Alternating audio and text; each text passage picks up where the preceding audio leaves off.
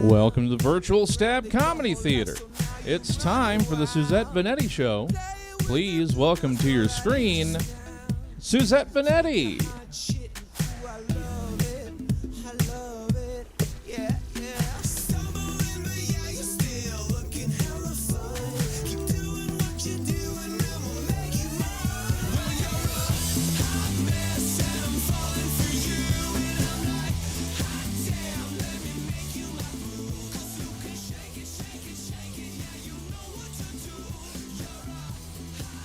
Hey everybody! Oh wow, that's loud. Sorry.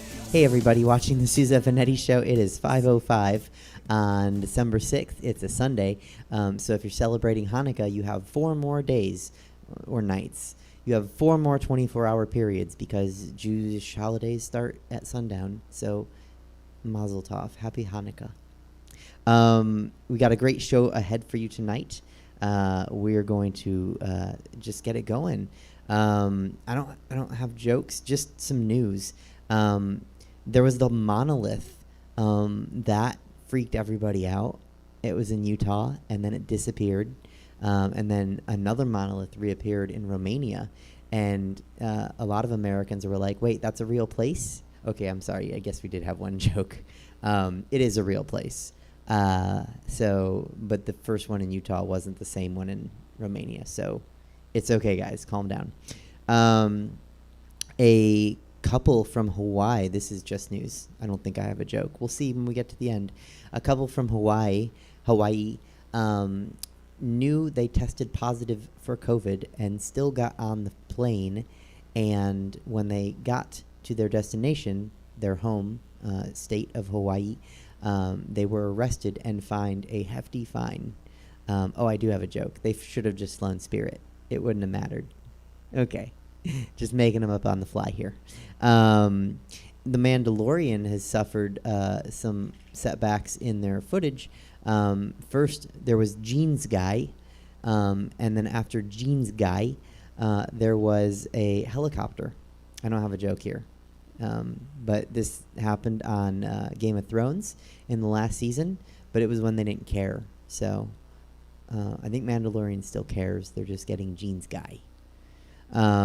Letitia Wright, the star of Black Panther, who plays Shuri, who was supposed to become the new Black Panther based on everything everybody wanted and the source material, and it's logical because that's what happens when a king doesn't serve. It goes to someone else in his family. I don't actually know how monarchies work now that I say that. But anyway, Letitia Wright, who everybody was loving 5 minutes ago, not literally, but like 2 days ago, posted anti-vax information and propaganda, I guess we'll say. So now people want her to be recast. And there's no joke there. It's just, make smart choices. Wear your mask. Get tested. Don't do dumb things. So, okay.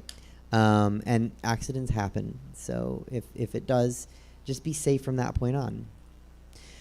That is all of the monologue. There wasn't much. Sorry. But it's almost better this way because the show is so good. We're just going to dive right in. So let's dive right into my first contributor. And he's a great friend of mine, and I love him. And he's going to spill some tea. Hey, Clifton, what's the tea? Hey, Suzette, how you doing? How are you? I'm good. I'm glad you spilled that tea about Sherry. Hence, I'm wearing my Marvel shirt right now. But when I saw those posts, I was just like, girl, just like, when will these people learn? Once you sign those contracts, I would just do a hard delete of all social media and just leave it to your publicist. Don't even tweet. Don't even say nothing. If it ain't got nothing to do with your movie, your book, your film, just be quiet. Well, it's free to be quiet. It's like Ken Jennings. We talked about him last week, and he deleted all of his tweets. Yet they still came back because when you say something dumb, it lives forever. Forever. Yeah. And it's just like, what I don't understand is who asked you to even tell us that? Like when I think of vaccinations, I'm not going to think of the actress that played Shuri on Black Panther to tell me what I need to hear. But here we are, and the girls are mad, and that's been the ongoing cycle of say something stupid, the girls get mad, you go on the apology tour, we're mad at you for about 3 to 4 business days, and then a Kardashian does something or somebody else does something, and the girls, it's just she'll be fine. They don't need to recast her. Just shut up. Don't tweet nothing. The pandemic is still going on, and by the time it's all said and done, the girls will forget about it. And now if she doubles down and keeps going, then you might get recasted. But like, who's her PR person? That's what I want to know. Like, why isn't the PR person like, just shut up? Just like, give me this. Give me your phone. Like, just stop talking. If you just shut up, you can make a lot of money playing Shuri forever. If you keep posting anti-vax stuff during a pandemic, you will lose us both money. That's what I would say. And not just that, though, but it's just like, you're in this position to where you might take the whole franchise because the actor that played T'Challa died. So it might all be yours, but you're going to fuck up your bag because you're talking too much. And it's just like, girl, just as our moms used to say when we were little, you have one of these and 2 of these. Just be quiet. Just be quiet. Speaking of just being quiet, girl. Do tell. Spill You've the been tea. keeping up with the Housewives? No. Okay, so there is some drama. Your doppelganger, she tested positive for COVID, and now the production for Housewives of Beverly Hills is on pause.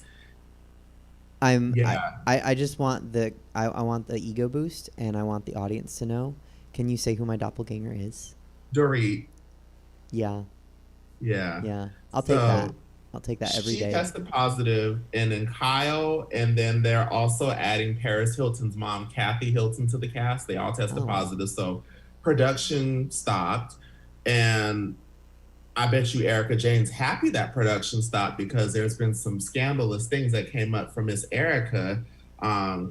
She filed for divorce from her husband, but then now some allegations have came out that this is all a cover-up for embezzlement because he is running a law firm, and the law firm was doing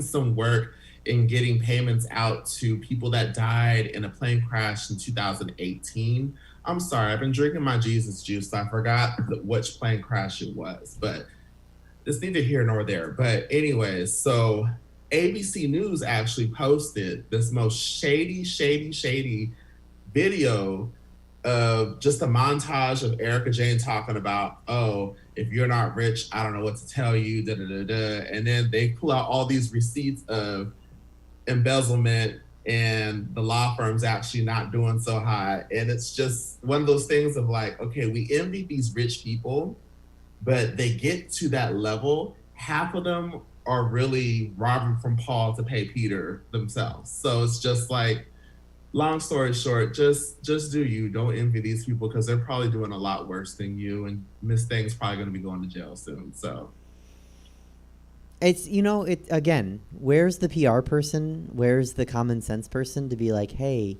you know what's not good? Embezzling money, stealing money, being shady in your business. Like, is it worth? How? Like, if they didn't do that, they'd still be rich, probably. kind of, but they have to live up to that expectations that everyone has of them. And she's talking about it's expensive to be me. Of course it is, and your ass is probably gonna go to jail now, Miss Erica, if that's even your real name. But Not everyone on TV that's blonde uses their real name. What can I say? No, they don't. I'm original. Did you watch the Mariah Carey Christmas special? No. I failed this week. I failed at any sort of like watching anything. It's okay. Well, if you want to get your festiveness going on, it's on Apple TV. And I feel like they may have closed the portal of hell that J-Lo and Shakira opened at the Super Bowl, because Mariah Carey, Ariana Grande, and Jennifer Hudson did a number, and it just gave the gays everything that they wanted. And I expect probably you and some other queens to give us that number soon. It's a very festive and fun number, and Miss Mariah will probably have the number 1 and number 2 spots in the Hot 100 with Christmas songs. And it must be nice to get a good check on Christmas off of material that you wrote and performed over 20 years ago. I mean, if you can get paid, get paid. Get paid. And she's not embezzling. She's getting paid on her own morals and talents. So try that, Miss Erica. But, I was about to say something that would get me canceled, so I'm not going to say it. And I'll just say, like, get it, Mariah. Get paid. And what else happened this week? It's weird. It's been one of those weeks where it's like, it feels like it's been long and busy, but it really hasn't. It's been one of those weeks of I'm really tired of sitting in my room and talking to these people that don't want to listen to me for my job. I'm not going to stay in my job because I don't want to get canceled or get fired. But please be nice to your customer service representatives. That's all I have to say, because a bitch has been going through it, and you're driving me to drink and do edibles. So, yeah. Well, I very publicly consume a lot of Cosmos at brunch, so I'm in the boat with you. Yeah. And I saw videos from today's brunch, and you looked good. And I love this new wig. What's her name? Oh, this is just this is my regular hair. It just was tended and nurtured by Liz. Okay. So come on, Liz, and come on with it. All my good hair is because of Liz. Hey, Suzette's been stepping her pussy up, I see, and I'm happy for you. Trying. I mean, there was you saw a video. There was a red hair today that gave me a little bit of problem. That's because it hasn't seen Liz yet. Well, I didn't see the problem, but a lot of times if you don't tell us there's a problem, we won't know there's a problem. Oh, I know that. That's my bag. I don't ever say when there's a problem. I just let everyone else decide that there's not. They're like, oh, she meant to do that. Mm-hmm. Absolutely. Well, yeah. Totally did. But yeah, that's really all the tea that's been going on this week, between Mariah and the embezzling housewives. That my focus has really just been turned on binging these girls after full. Today we have a double dose of Potomac in Atlanta, so I'm pretty booked on watching rich women have issues that I can never relate to but fight over petty shit. It's really fun because it's not my drama. As long as it's not your drama. Yeah, my drama is really just wanting to cuss out people on these phone calls and tell them, bitch, you waited until the end of the year to, let me hush, because I don't know who's watching and I don't want to get fired, but Don't get fired. Let me not pull a Shuri, Yeah. Don't get fired. Keep getting them paychecks. Yeah. Well, good luck with that. And as we come near the end of the year, I hope that people are a little bit nicer. Usually the holidays do that. I don't know what's going to happen in 2020. No. It brings out a nice venom from the Karens and everyone else, but I feel like it's more from the Kens and the Karens this time around, though. But no one told you to wait till the last minute to handle your business. You have the same 365 days as Beyonce. I mean, and this bitch released a whole damn plethora of videos and everything like that. What's your excuse? You can get your business done. I don't know if we should compare any of those people to anything Beyonce does, but you can handle your business without waiting until December. Truth. Yeah, and don't take it out on people because you're gonna drive us to drink. Speaking of that, I will try to do a better job keeping up on some housewives, just in case we revisit them next week. Yes, because I really want you. I feel like Salt Lake City, since it's new and it's only like maybe 4 weeks in, they're so messy and crazy, and it's kind of like on brand with you. And I just want to know like which girl out of that cast you will like. Identify We talked with? about the one that married her step grandfather last week. That Amy. And she's a lot. That's all I'm gonna say. But okay. Yeah, get into that, and we'll talk next week. Okay. I have to return to PlayStation with my friends, though. But of course, I couldn't not come on here and spill the tea while slightly inebriated with you. That's okay. You complimented my hair, so thank you. Yes, you always look good, Suzette. Oh. And if you don't, we'll tell you. That's why I love you guys on this show. Okay, Clifton, I will talk to you soon, and I'll catch up on some Salt Lake City housewives. Well, bye, Suzette. Bye. Okay, bees and booze, that was Clifton Ellison. His information was below him on the screen. You can send him some coin if you want to. You can follow him on social media. And while we're doing that, don't forget that Stab Comedy Theater's information is right above my pretty little hair.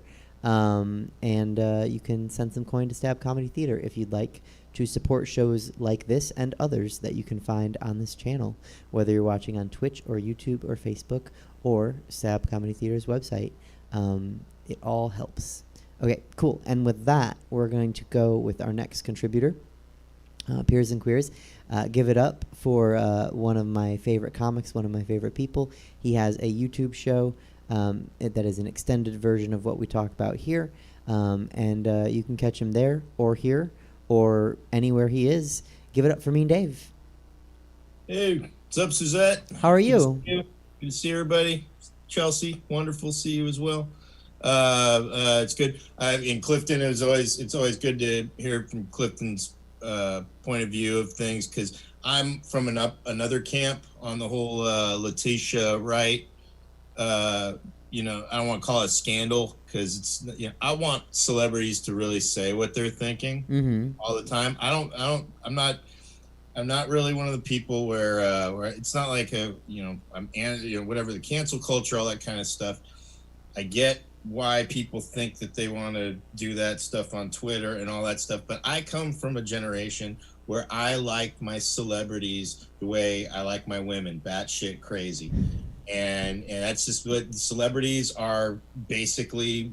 That was part of the charm of when Robert Downey Jr. was still doing cocaine and hookers, that kind of thing. Now he's in recovery. That's great.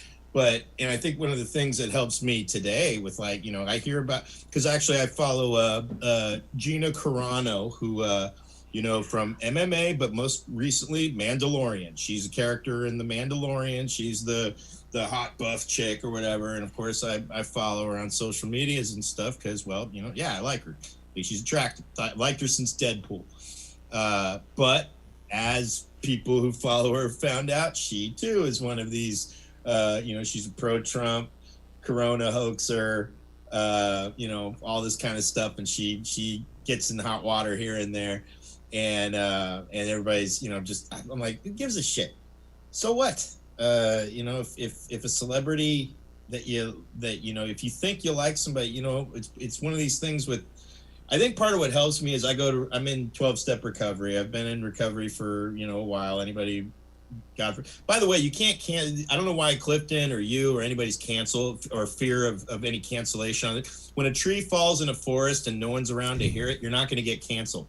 So that's kind of, I want to apply that principle to, I mean, it's a wonderful show. Granted, the 2 to 3 people that might watch this every Sunday, and it's all reflected in my Venmo donations, all right, of which for this past year I've received, I believe, a grand total of $13, which is great. Bless anybody for donating. But at the same time, I just want to point out that there's no one's canceling anybody from the Suzette Veneti show. Which is a good thing. It's a positive thing. It means it's, you know, it's a bastion of free speech. You can say what you want. But I know what Clifton's saying. He's worried more about an employer watching, like, and that could happen. Luckily, I'm employed by no one. I'm employed by the kindness of strangers, thanks to stand-up comedy donations and tip jars and all that kind of shit, and the occasional paid gig.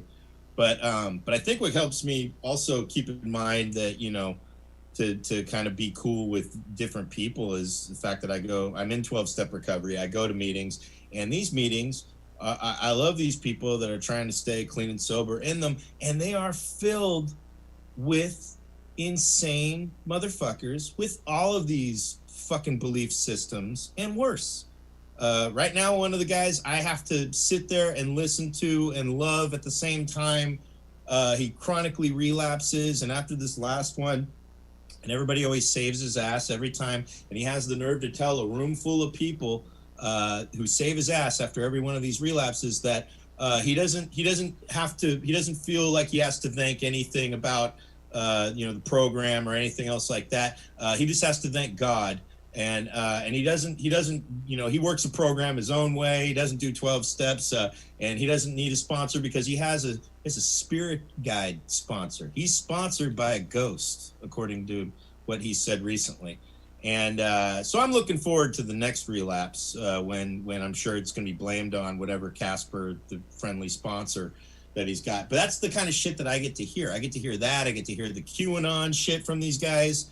Where they, it's like they're bringing it up in a meeting, and nothing's more hilarious than hearing an angry alcoholic sit there and address people. We're trying to connect on just staying sober, but then this alcoholic going, it's tough to be in a room full of people that don't know what the fuck is going on. I'm like, oh Jesus Christ, that's and because the whole program is intended to sort of like help us kind of get out of our egos and all that kind of shit, and it's hilariously ironic to hear somebody who is supposed to be surrendering to powerlessness go completely off about some shit that they hear from anonymous sources on an anonymous website. Basically this like choose your own conspiracy theory adventure book that they read online. And then to be condescended to on a regular basis by a dude who works at a Tesla factory. All right. It's like you're working at a Tesla fucking factory. All right. You're like this close to being back on meth working at a Tesla factory. And so I don't, it's hard to kind of listen to that shit. And, again, I still, you find common ground with all this kind of bullshit. We have to remind each other, hey, those are outside issues, that kind of thing. And you learn to love your fellow recovering alcoholic addict in spite of all of their defects. And I think that's something that the country seriously lacks. I think this country could definitely benefit from a 12-step program of kind of just, it has nothing, I mean, as far as drugs and alcohol, that's whatever, but I mean, just more of like there's a spiritual void. And I think that's what everybody's kind of at we're kind of being set up against each other for various petty beliefs or which I don't think they're necessarily petty in their core. I think we're kind of pitted against each other through misunderstanding of ideals and all that. But when push comes to shove, right now what this feels like is like when I was at my on my Gordillo side of the family, they'd all be at odds with each other. But as soon as an outside party comes in and starts like, hey, what's your problem? You guys, whatever. As soon as that third party comes in, they all unite against that asshole, whoever that asshole is, who's trying to pass judgment on that whole family. And And right now, that's, I mean, I don't want to say that's what we need. I don't think that's what we need. I think that's just something that it's funny to see people. I'm grateful for people who are able to sort of like, have their belief systems and all that shit, but then also get over themselves enough. Not one of these, not people that lump all liberals in the same boat, lump all Trump supporters in the same boat, and just realize that we're all people, we're all capable of making mistakes, and we also can be right. Who knows? But it's, just try not to be an asshole about it. And we're in deep asshole addiction right now. So really, I mean, one of the coolest things right now, there's a popular show on Netflix. I binge watched it last night, The Queen's Gambit. I still got the last episode to get to, but I didn't think I'd enjoyed it as much as I did, and I fucking loved it because this bitch is not only is she, a chess prodigy, but she's also a fucking full-blown addict alcoholic. And you get to watch her go down that path, and I was not prepared for that. So and you're watching it, it's great because you see it early on. Like, I'm not spoiling anything. She's fucking loaded on pills in the first fucking episode as a little girl. She's jonesing for fucking pills. It's dope. And I'm like, it's probably gonna be a problem later on. Sure enough, you see it carry on. And as somebody with that disease, it's fun to watch that shit and watch somebody kind of a character struggle with these kinds of obsessive issues and all that, especially relating it to chess and all. It's a great show. Still got the last episode to catch, but I was surprised because anytime something's popular, I usually shy away from it and watch it way later. And I've just been like, I'll check it out this time, and watched it, and was only planning to watch like 1 or 2 episodes. I watched fucking 6 episodes. Next thing I know, it's 5 a.m. and I'm like, I should probably go to sleep and all that. So great show. It's fictional, obviously. It's not based on any true story or any shit like that. So, but yeah, other than that, I guess, like I said, more celebrities. Say your dumb shit. I want to hear all your dumb thoughts. I won't cancel you. You might get canceled by everybody else who wants to freak out over everything they read about on the internet, but I'll only find you more endearing the more stupid you are. So it's part of my way. I think that's why you already find me endearing. So that tracks. Yeah, you're not that stupid, Suzette. You play stupid. There's a difference. Well, you either have to be really stupid to play stupid or really smart to play stupid. So. Or not. Just fair. Just play. Fair. So, yeah, but it's been great talking to you as always. You too. Have a great rest of the show. Thank you. And it looks like you got some wonderful guests here, and Chelsea, good to see Chelsea back. So, and awesome. So I'll catch you next week. All right, I'll see you next week, Dave. Thanks again. Bye. All right, Bees and Booze, that was me and Dave. His information was below him, like all the information is. Don't forget about Stab's information above my pretty little head. And with that, let's make sure I'm good. Okay, cool. We're going to bring in the last regular contributor before we get to the interview. She is also one of my favorite people, one of my favorite comics. And I am so excited to hear what's going on. So welcome, join me in welcoming Chelsea Bearce. I'm muted. Oh, there we go. Okay. Can you hear me? Yeah. Hi. Hi, how are you? I feel like I haven't seen you in forever. I know. Look, I'm pretty now. Okay. Yeah, it's good. It's good to see you. Yeah, I feel like we have a lot to catch up on. We do. And I'm also I'm really tired, so I feel like I look super tired. And then I saw your guest, Liz, like she's in the green room and I see her and I'm like, oh my God.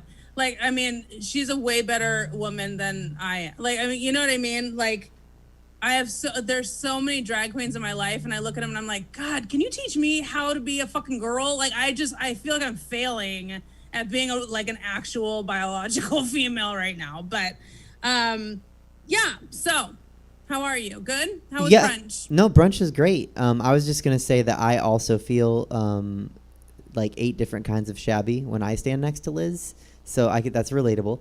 Oh yeah, no, she looks like a statue. Like this is ridiculous. Yeah. She's amazing. Um, You guys will see what we're talking about very soon. You have double-digit viewers tonight, so bravo to you. well, I'm proud of you. thank you. This is huge. Yeah. Brunch was good. It was the last one for this season. We're gonna stop for a bit because Sacramento's COVID numbers are getting high, so we want to be part of the solution.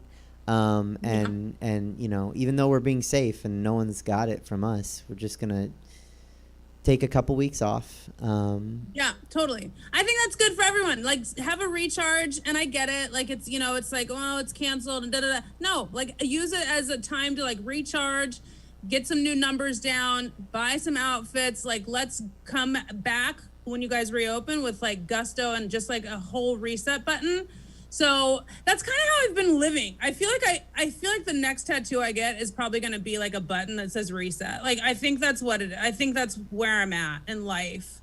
Because this whole pandemic, because I mean, everyone talks like political things that are going on or celebrity things that are going on. And I don't want to talk about any of that. Like, I feel like our mental health right now in this quarantine and in this year of garbage just needs to be addressed. You know, like this is the year where it's like there's no more stigma to getting help for your mental health. There's no more stigma to like going to therapy, talking through your shit. There's none of that. It's so necessary right now because we're all going through it heavily. Right? Yeah, absolutely. So, okay, so let me tell you a little story, okay? I wanted to tell you this is legitimately what's going on in my life right now, okay? This is legitimately what's going on in my life. Okay, you know me very well. Oh my God, first of all, let's address the fact of why me and Dave never worked. Because he just admitted that he's attracted to batshit crazy women, and I am anything but batshit crazy. Thank you. Problem solved. We figured it out, everybody. Okay. Got it. Okay. Because we had no idea what was going on there, right? I mean, we had a date for a weekend and then everything just fell to shit. I never talked to him again. So, it's fine. Whatever. It's fine. So, anyway, here's the thing. Suzette, you know me pretty well, right? Like, I don't have a 9-to-5. I'm a like a hustler, an entrepreneur. I have my own business. Like, I work for me, right? I have like 9 jobs and I'm the boss of all of them, right? Mm-hmm. So check this out. 2 days ago, I read a book to my son, okay? Go with me on this, y'all. It's a story. I read a book to my son. My son is 4, okay? And the book is called Cooking with the Grinch, okay? And it's the Grinch and Cindy Lou Who, and they are baking dog treats for Max, and they give it to him for Christmas, and it's a beautiful story of how they surprise their friend with a gift that they handmade. Awesome. Then, at the end of the book, there's a recipe for dog treats. And you can make these with a parental supervision, and it's just pumpkin and whole wheat flour. That's it. And you use your hands, and you make the dough, and you cut them out, and you bake them. Dope. So my son was like, yo, can we make some, my son didn't say yo, but my son was like, hey mom, can we make some dog treats? And I was like, yeah, for sure. So the next day we get up and we make some dog treats, right? And we're like, yep. And we package them up for the dogs that he knows in his life. And he was super excited. This was his idea to give treats to a dog for Christmas. I was so proud of him, right? We had 6 bags of dog treats left over. Go with me, we're almost there. 6 bags of dog treats left over, right? So I bag them up, I got them all, and I was like, let's see who wants them in our town, right? I live in a very small town here in Northern California, and I said, I put them on like the like neighborhood, like bargain just for our town page on Facebook, right? And I posted on there and I was like, hey, here's my son. He made these treats. We're selling them for $1 each, blah, blah, blah, blah, blah. You know, let us know if you guys want them. Took a picture of Chance holding the treats. Okay, I was expecting to make $6, okay? $6, and I was gonna start teaching him about money. How come we got over 250 fucking orders for dog treats, y'all, and now he has a goddamn business? That's been my whole weekend, dead ass, is making dog treats because my son, because of this. It's because of this, Suzette. This piece of shit book. I'm not kidding. This is it. I mean, Chance is out earning me at this point in the pandemic. That's what I'm saying. He is making more this weekend than his father gives me for child support. He's child supporting himself right now. Dead ass. Like, I can't. I had no idea. I understand. I get it. I knew what happened if you gave a mouse a cookie. But if you read a what do I do with this? Like, I don't have time for another business. I mean, I don't know if this is clearly a reflection on you. Like, you're very good at, being your own boss and having your own businesses and hustling. And it either has rubbed off. I don't know if this is nature or nurture. That's what I'm saying, yo. And like, I'm super proud. Like, if you're a kid, I get it. You probably don't have a lot of parents watching. That's fine. Relax. I mean, we're all accidentally parents, okay? Just settle down. So when your kid wants to do something, you support that. Like, you push them to do better. You know what I mean? Like, if they're going to make a mistake, let them make a mistake because they will learn from that. Right? Mm-hmm. You know? Mm-hmm. Okay? Like, I see you wearing some things and I'm like, she's going to learn. Don't ever put that on again, right? But it's something that I let you discover for yourself. That's what you do with children, okay? Uh-huh. So now I'm like, did he really? Is this something that is like passed down, this like entrepreneurial gene or something? Like, did I pass this on to my son that he is 4 years old? He can't wipe his own ass. Dead, like, he cannot wipe his butt and he has a business. I can't, you guys. What is this? It's crazy. So anyway, that's why I'm so tired, because my entire weekend has been taken up with making goddamn dog treats under my son's name. I work for my son now. So there's that. Which is pretty dope. I'm not mad. I'm exhausted. It's crazy, but it's pretty dope. So that's why I'm tired. Okay? Mm-hmm. That makes complete sense. Like, let me just say, I'm glad that the recipe is so easy. Because so at least it's not like a 17-step recipe. And like, how long do you have to bake them? I mean, like 30 minutes. But here, okay. You want to know the icing on the cake? Here we go. We even did something a little bit better, and I posted on one of these sites for my little town. I was like, hey guys, does anyone have any like pumpkins? Because it's just pumpkin and whole wheat flour. And I was like, does anyone have any pumpkins they want to get rid of? Da-da-da-da-da. I was able to fill my car up with free pumpkins that people were trying to just get rid of from in front of their homes. Uh-huh. And now we're just roasting those and making our own pumpkin puree to put into the dog treats. So that's a free ingredient. So these are practically free. Yeah, you cut your overhead. Profit. Huh? I said you cut your overhead. Exactly. We totally did. I'm blown away by how much this has happened. And so it's really, really dope to see. But anyway, the reason why I brought this up is because the interesting thing is that while I'm busy making these treats, I'm not in my head. Do you know what I'm saying? So I'm giving myself this project, and yeah, sure, I could nip it in the bud right now and just be like, okay, this is a weekend of, freak dog treat victory, but I'm continuing to keep it going because it's giving me something to do. Like, I'm not in my head about it. You know what I mean? We haven't talked about my trip to Colorado yet. We haven't talked about that. And I don't want to do it today because I feel like I've already taken up way too much of this show. And Liz looks good and I don't want her makeup to melt off. So I do want to talk about that.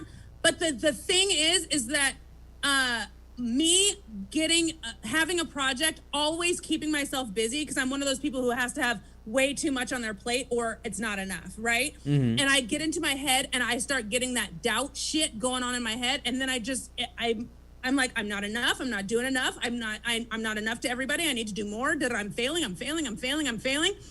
And when I have a project to see through and to see, to completion, that noise shuts up. So am I exhausted? Yes. Is this another task that I didn't think that I would be doing? Yes. Am I almost 40 and now I'm cutting out tiny dog treats, selling them to people on the street? Yeah. Do my hands hurt? Yes. But I'm not in my head and I'm not fucking sad. Awesome. It's a fucking win. I'm excited. Like, this is crazy. What? I know. Does and he you need- have dogs. I should send you some. Does he need an assistant? What? Yeah, I do. I do need. My mom and I are downstairs all day long. It's just movies, music, and we're just like dog treats. We're like, it's like a sweat camp down there. We're just like, bah, bah, bah, bah, bah. Like it's this whole assembly line. She cuts, she roasts, she purees, she brings to me. We knead the dough, we roll it out, we cut it out, we bake it, we package it, we tie it up, we put a label on it, we put it out. Like it's legitimately an assembly line downstairs, and it's all because my son read this piece of shit book. I mean, at least it wasn't green eggs and ham.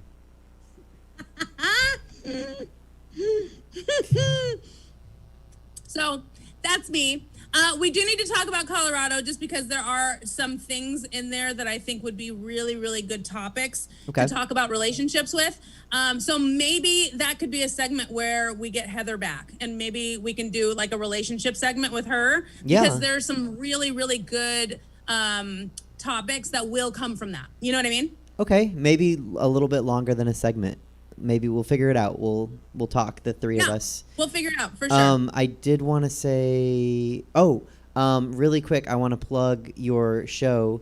Who wrote this shit? Oh my God, I was totally gonna do that. So you guys, actually here on Twitch, it's on Twitch. I produced and created a game show called Who Wrote This Shit, and it shows on Twitch, on Facebook, and on YouTube live on Monday nights at 6 p.m. Pacific Standard Time. Okay, so we're on the West Coast. So at 6 p.m., you guys, tomorrow, my game show will air. It's episode number 10. So we're in the double digits now, which is super exciting. And Suzette is going to be one of our featured panelists on there. So please, you guys, if you're able, Who Wrote This Shit is my game show. You can follow us on Twitch at WWTS_live or on Facebook or on Instagram, or on YouTube. You can find us at WWTS Live, and you can watch us live tomorrow at 6 p.m. It's super fun. Yeah, I think everyone should tune in. I'm really excited. Thank you for having me in advance, I'll say, because absolutely. Hope I do well. Before you log into my show tomorrow, though, I'm going to need you to drink 2 Red Bulls, because I'm going to need you like this times 3. Well, I mean, I won't have been up for, 36 hours. So you will get a much fresher Suzette. Just keep on coming. Yes, but I want your energy amped. Got it? Yes, you will have it. It will be like we're here. It'll be like here. Wow. Okay. Yeah. Oh, you heard it here first, y'all. Okay. Tune in.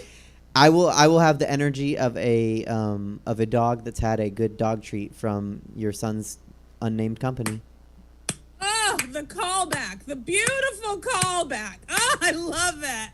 Oh, thank you. Okay, I'm leaving. Love you. Get ready for your gorgeous statuesque main attraction. Yes, Liz, I'm talking about you. And I'll see you later. Bitch, this hair is good. I like this hair. Me or Liz? You. I'm giving you one compliment. You get one a day. That's it. It doesn't go to me. It goes to Liz. No, Liz. I just gave her 3 compliments. So you're lucky. I still had one left for you. I know, but I just wore it. Like Liz styled it. Oh. Yeah. Okay. So that's really is Liz's compliment. Yeah, that's what I'm trying to say. I got nothing else for you. I'll send you dog treats in the mail. Yeah, please. Love you. Love you too. Okay, Beers and Queers, that was Chelsea Bearce. You can send her information, or you can send her a coin. Her information was below her. You can also place an order with her son's company if you have dogs and or want dog treats. They sound like they're edible for humans. They are in business making dog treats from a Dr. Seuss book. Who knew That was it. Horton did. Horton knew you could do that. I don't know if that tracks. Let's go on to the next guest. It is my main interview guest for the day.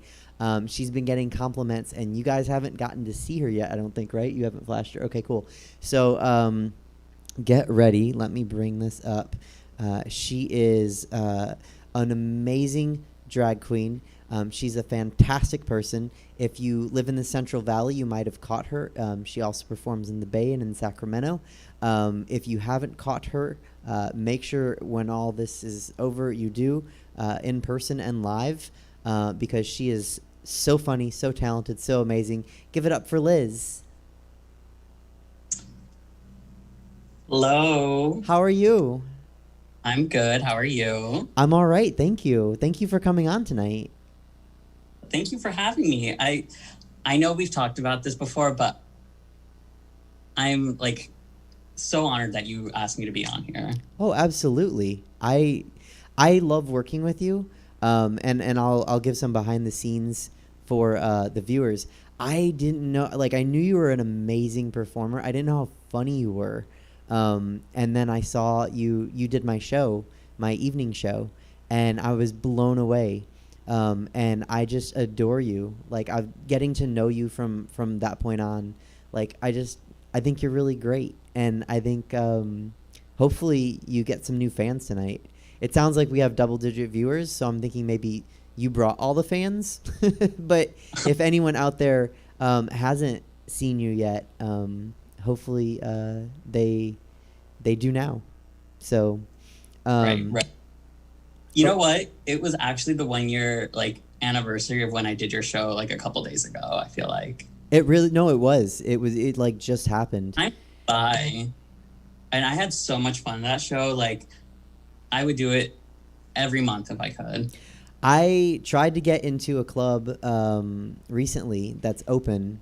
They're doing outdoor shows, but they didn't have space for my show. But it's a bummer because I was just thinking like, oh, you and Chelsea should get to meet. Like, Chelsea loves doing my show. She's super funny. So hopefully we can make that happen at some point and we can do it again. And if anyone's watching and you can come to that show, if I can have Chelsea and Liz in the same show, just do yourself a favor and get tickets. Heard it here. Yeah, hopefully sooner than a year. What have you been up to during the pandemic?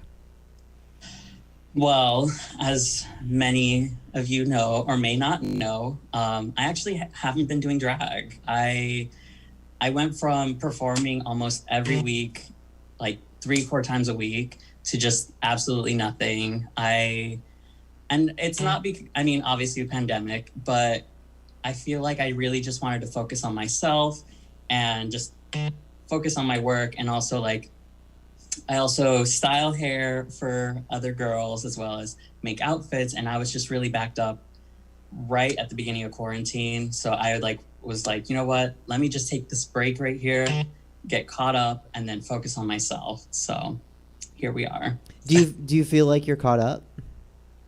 I'm caught up with everyone's like stuff. Like, I had a pile, just mound of clothes that needed fixed from girls, and I was like, I need this to get out of my house because it's just like accumulating, and it's just like bigger and bigger, and I'm like, I can't walk through here.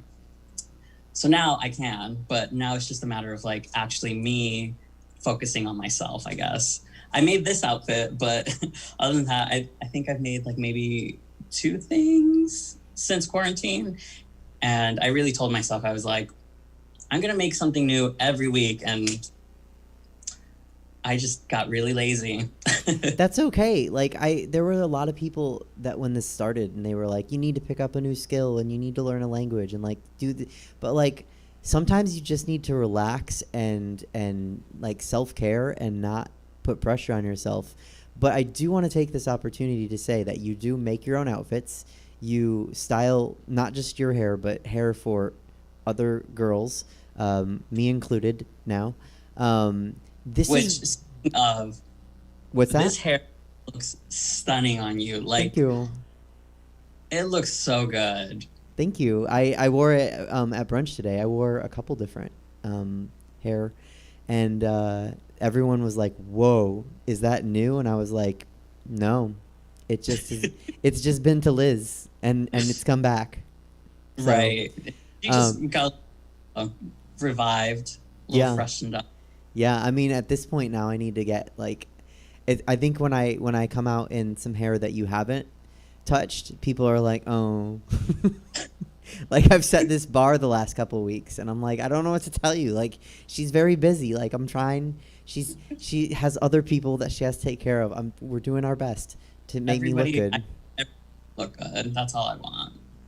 So, but that's why so the reason I brought all that up is because, like, you do hair, you make your clothes, you're beautiful, you're funny, you're talented, you are a drag queen, and like, anyone watching the show knows that I identify as a drag princess, and that's why, because like, I can't do half of what you can. You're amazing. Stop. You're just as much as a drag queen as I am. I just don't like relying on people. And I'm like, you know what? Let me teach myself how to do this. That way I can just, I'd rather be mad at myself for messing something up than someone else. You know what I mean? Totally. Definitely do. I just, like, I don't know. No matter what I try to do when I brush my hair, it's like, ugh. So I don't know. Like, I'd love to learn things. I feel like I'm learning some stuff, so that's better at least. But yeah, and honestly, for me, I mean, I've been doing drag for almost 10 years, but everything has been all self-taught. So like, obviously, like from the beginning, I've always like been into like hair, but my hair game at the very beginning was not good. I used to think I was the shit, but I mean, everyone thinks they're the shit when they first start out. Oh yeah, no, every drag performer ever, like, you feel the prettiest in the world, and no one can tell you you're not. And then a year, 2 years later, you look back and you're like, ooh, ow, oh. Gosh, I know that feeling way too well. Ugh. Sometimes I have it still.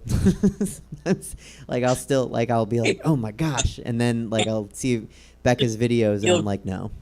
You do look good. Thank you. I'm really trying, and I was really excited to have this today to wear and give a couple of different like good looks at brunch. So thank you. All the compliments should go to you. And like, if anyone, like, I you probably heard me and Dave say that we don't get tipped a lot off this show. I think I've gotten $5 ever, but like, that's where my money's going. Like, if anyone tips me, it's just gonna go right to you, so we can make good hair like a thing. So you've been doing drag for 10 years. Where did you start? In California? No, so funny story. The idea of drag to me was really weird. Like, for me personally, I used to like watch Drag Race. I think it was like on its second season. I'm like, okay, that's fun. But for me to personally do it, I was really weirded out at the idea. And to this day, sometimes I still get weirded out, but it became more of an art form because, you know, instinctively people think that you want to be a woman. You want to like dress up as a woman. And I hate being referred to as a woman because I'm not, and I don't try to kind of say that I'm a woman. So 10 years ago, Bijou put me into drag, and it was one of those things where I looked at myself in the mirror. I had like these big lashes, a little bit of eyeshadow, some lips, and I felt beautiful. And ever since then, I was like, I need to do this. It was just like a switch. I don't know how to describe it. And so that was in Philadelphia? Yes. So what's the like, I've only ever performed, I mean, I've performed a little bit in San Francisco and a couple other places, but I've never lived in another market. What's it like the drag scene like in Philadelphia I guess compared to Northern California? In comparison, honestly, it was really catty.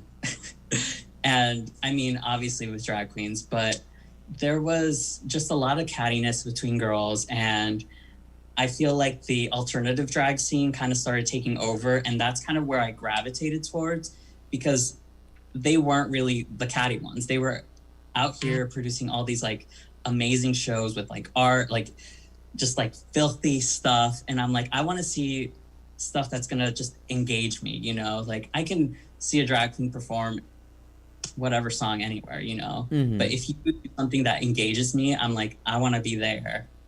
Yeah. I want to go. And with Sacramento, honestly, Sacramento is such a loving community. I feel like when I came here, everybody was so accepting. So it was like completely like different. And again, over there, I was only performing, I think maybe once, twice a month. Coming here, there's just so much more drag and so much, it's just more accessible, I guess. And I really, really, really like that. Yeah, I guess I haven't really said this much on the show, but I really feel like Sacramento, and I'm the definition of ignorant on this because I haven't lived somewhere else, but it seems to me when I look at other kind of markets, like Sacramento is a really great place to start or to continue drag, like I almost like an incubator. Okay. Yeah. Like you get to not everyone, you know, but there are opportunities to perform at least once a week in Sacramento, after hours, and then you guys have. Go ahead. Like a good thing, I feel like, and I was like, I love that they're giving this opportunity to people who don't normally get to perform, and just, I absolutely love that. Yeah, and then Eves of Paradise in Stockton is kind of, you can, like, people can perform that don't regularly perform, right? Yes, and no. Okay, but there are opportunities to kind of get into the scene. Of course. And like you said, it's so welcoming, and people want to help you. Right, and the thing with at least us as Eves, I feel like we'll accept you as long as you're willing to put in the work and prove to us that this is what you want to do, you know? There's so many times that queens are like, oh, I want to perform, and they come and perform, and I feel like sometimes it's, I guess, I wouldn't say half-assed, but it's just like they're not bringing the most they can, and we want to see that effort. Right. Well, and then there's, and I know I've talked about this with Apple. I'm trying to think if I talked about it on the show with anybody else, because I know I've talked about it in person. When somebody new starts, there's always an element of like, do you really want to do this? And same with comedy. Like, and we'll probably talk about the same thing next week because we have a comedian on. And I think Sacramento is a great place for that. But it's like, do you really want to do this? Like, are you really gonna spend all of your time in this art form, or do you just want to do it once and then disappear? Exactly. And I mean, honestly, it's a commitment. And I mean, you've been to my house. We have a whole room just dedicated to drag. It's just like a completely their own person. I don't, yeah, I mean, that's something we've talked about. I don't know how drag queens can have an apartment where there's not a drag room. Like, where do you put all of your stuff? I will say, when I first moved back to California, I shipped all of my stuff in boxes, and I was living with my mom, and she didn't know I was doing drag. So I had these boxes just piled up in my room. And when I started performing with Helen, I would just like quickly like sneak stuff out, and then I would just ride on over to Helen's and make sure that nobody caught me in drag. Yeah. For a while, I was like sort of between apartments, and all of my stuff was in a storage unit. And so just the night before a show, I would just go and grab like the dress that I needed and the heels that I needed, and like grab this like purse, and like it was I had 24-hour access. So it felt kind of weird to go in the like darkness of night and like grab all this stuff out. And it was like, This is weird. But yeah, so you started in Philadelphia. and then you came here.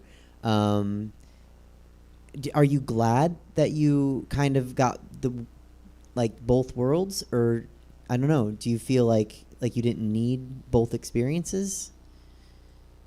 I'm glad that I got the experience I did. So starting off in drag, I was very much a bedroom queen. I only did looks for Instagram, and it was all online, all digital. And we started going to a club that had just like all of a sudden said, we're having drag shows, and they were themed, and we showed up, and little by I think it was like maybe 4 or 5 times after we showed up in like drag, they were like, okay, we see you, let's bring you on as a chess trial. And I think with that, it made me appreciate drag a little bit more, because I had to put in the effort to go and support the girls and really I don't even know what's the word, just kind of prove that I'm not just like showing up to just be there for one night. Right. And I feel like that kind of transferred over to when I was coming here. And when somebody was saying, do you want to do this? I was saying yes to everything because, I'm at a new place and I can't be picky. Totally. That makes a lot of sense. Like you have to, I think when you get to a certain point, you can start to turn down gigs and opportunities. Right. But, I've done, when I started both comedy and drag, like it was doing as many, like it didn't matter what the gig was or like what it paid. Like comedy shows, a lot of comedy shows are like, here's drink tickets, like, that's the pay. So, yep. And I mean, at least with drag, you get tipped sometimes, not all the time, but at least tipping is part of, drag show etiquette. With comedy, it's not. And it's like, ugh, do you really want to, you really have to want to do it. Like you really have to, both of them, you really have to want to be in it.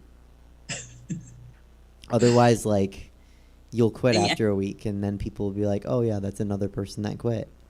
Right. And honestly, you have to do this with the idea that you're not going to make money. Yes. Like this is, at least for me, this is very much an art form. I do this for myself to make myself happy, but also to kind of showcase my art to everyone, I guess.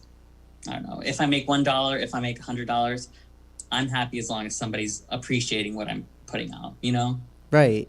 Absolutely. I think that's a great attitude to go into any art form with, really, is like, don't do it. If you're doing it enough and you are passionate enough about it, the money will come. But you can't go into it thinking like it's a get rich quick scheme or like you're going to become famous overnight, because that's just not reality. Right. So you mentioned, and we talked about you styling wigs. How did you get it? And you said you wanted to learn how to do it yourself. Was it as easy as that? You just were like, I want to know how to do wigs, and then you taught yourself? Yes and no. It's again, it's been kind of like a journey. So like even like hair that I styled a year ago, I'll look at it and I'm like, I would not do that now. I would do it completely different. So with my own drag and like anything else, practice makes perfect. And the more you do it, the better you get at it. For sure. That actually, that's something I never would have thought about. But when you say it, it's like, oh, of course. Why wouldn't you get better as you do more of it? What's the craziest wig you've ever styled? The craziest wig? What do you mean by crazy? I don't know. I'll let you define it. Because I think your interpretation of a crazy wig is going to be better than me limiting your answer. I guess crazy wise, I wouldn't say crazy, but most intricate, I say, would probably one I did for Juliana. It was a green wig, and she just posted a look about it. And she showed me the pictures, and I tried my best to recreate it, but it was like this hair that had like horns and then like braids coming down, but then it was like a fall back here and then some more braids down here. It was so intricate, and I don't want to say weird because I loved working on it and it fit Juliana, but it would not work for me, if that makes sense. No, absolutely. She actually did an Instagram live last night, and I saw it, and I was like, that is a look. Like, I you know, and again, like, same as you, like, I would never want that for me, but it works for her. Right. And Lord knows what I do does not work for everybody. So we all have our own, you know, wants, and it's so cool that you're able to, I guess maybe that's another question I'd like to ask. Is it easy for you to switch gears and like work on, you know, a wig for me and a wig for Juliana and a wig for Helen? Or do you need to do it like in groups, like, or it's just like one wig to the next wig?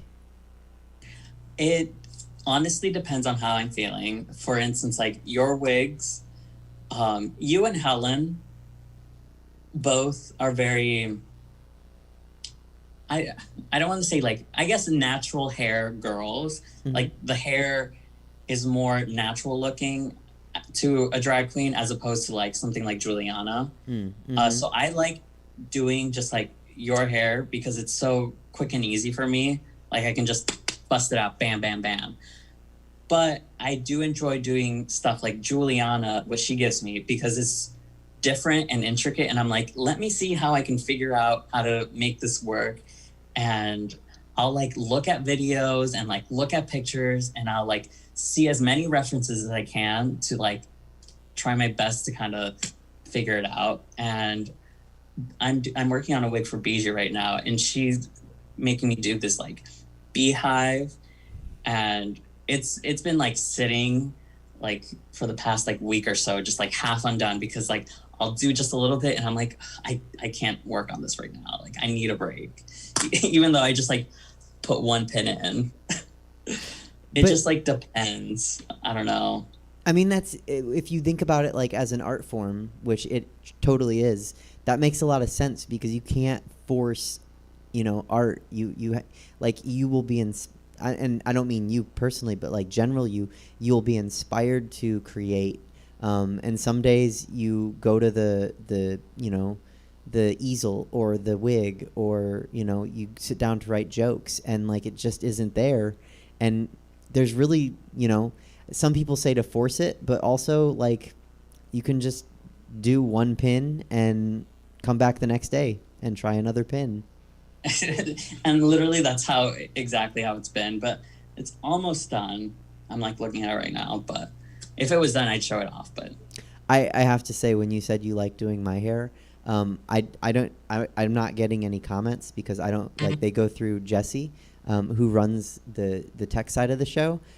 So I don't know if this happened, but I'm just imagining at least people watching were like, we also like when you do her hair. I know there were a lot of compliments last week. I'm trying to remember. I don't remember. Oh, I know. But yeah, no, it's always compliments. Always compliments when you do it. So you mentioned Bijou. So you and Bijou are dating, and you started dating in Pennsylvania, and you came here. What's it like to be in a relationship with another performer? It can be frustrating sometimes, because we're very like distinct in our drag. So like sometimes when I'll ask an opinion, it's not what I want to hear, but like sometimes it's good, because you get like that criticism from somebody else. Right. But I'm very much like, I'm doing my own thing. I'll let her do her thing. That's cool. So you guys can obviously help each other too. Like, you're doing hair for her. Does she, I don't know, does she pitch in and help out? It goes back to my like ideologies. Like, I'd rather just do it myself and be upset at myself. That's fair. Definitely fair. I don't live with anybody, so I wouldn't know. We've had I think now that's the third set of couples I've had from the drag community. I feel like at this point we should have like a newlywed game where You guys would win, I think, because you've been together so long. But it would be you and Bijou and Apple and Clive and Yaya and Rosie. We could do like a game. Would you? So this is something you saw me talking to Chelsea, and this is something that we've been kind of teasing at doing longer, talking about like dating a performer, just in general. It's hard to be a performer and date just because of the scheduling and the time commitment. But it's also hard to date a performer. Would you recommend it, like, to other people? Or, obviously you can't make decisions for people. Or would you be like, no, you should not date a performer. It works for me, but... I don't know, because I'm very high maintenance. So when I, need help, I'm like, get here, do this. But I'm also very self-sufficient. And I know, I don't know. It all depends. Like, if you are willing to do anything for the person that you love, it shouldn't matter if they're a performer or not. That's a good point. But I do think, initially coming out, saying to someone, "Oh, I do drag," I feel like you will get the looks. Like, what does that mean? Yeah, that's obviously Chelsea couldn't have that conversation with me, but it'd be interesting to kind of bring on some queens and be like, how does drag affect dating for you? Because it can really kind of affect dating. Yeah, and I see a lot with some of my other friends, and I do see how it's frustrating because not as myself as a drag queen, I'm like, oh, it's not weird. But I think about back when I was first starting doing drag, it's weird to me initially. And if you don't, the drag community, it's big, but it's also small. So not that many people know about drag. Even though there's TV shows and stuff about it, there's still a lot of gay people that have never been to a drag show. Oh, I know. I ask people at brunch sometimes just to make conversation when I'm hosting. I'm like, is this anyone's first time at brunch? And I'm just joking, and I'm like, is it your first time at any kind of brunch? But a lot of people do say no, it's my first time at a drag show, and I'm like, really? Yeah. How is that possible? Why? What? And I have the same thoughts too. I'm mind boggled because it's how do you not know about drag queens? But again, there's lots of people that don't know about them. So actually, just to kind of circle back, that is kind of my favorite thing about doing Queens in Comedy, the show that you did about a year ago. I love to bring amazing drag queens like yourself into a show where people might come for the comics, and they're like, I've never seen drag queens, but I'm here for the comics. And then they see you perform, and they're like, holy crap, this is so much talent, and it happens vice versa. I think a lot of people come to my show for the drag, and then they see live comedy for the first time, and they're like, wow, I didn't know live comedy could be so good. So exactly, it's all forms of oops. Oh, I think oh, sorry. You're good. No, you're good.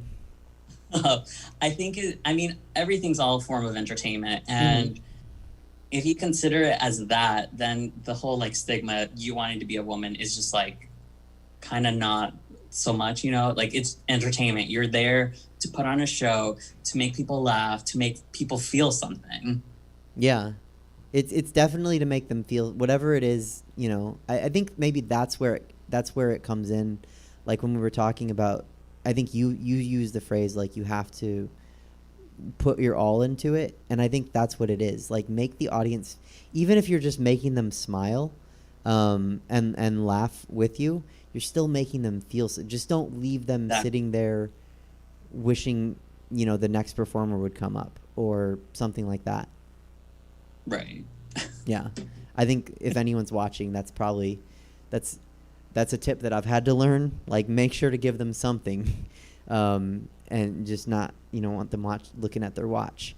What do you miss about performing live? Because like you mentioned, you haven't performed much in the last 9 months.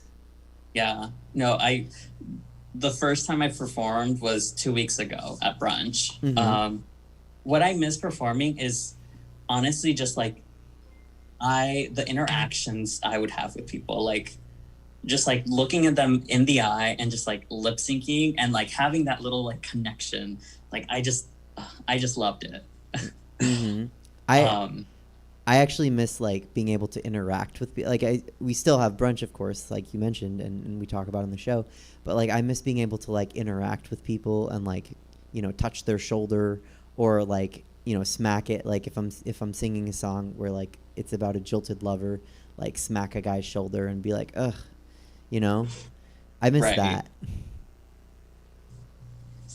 Well, thank you for doing brunch 2 weeks ago. It was amazing. Yes. What goes into preparing for a drag show for you? It depends.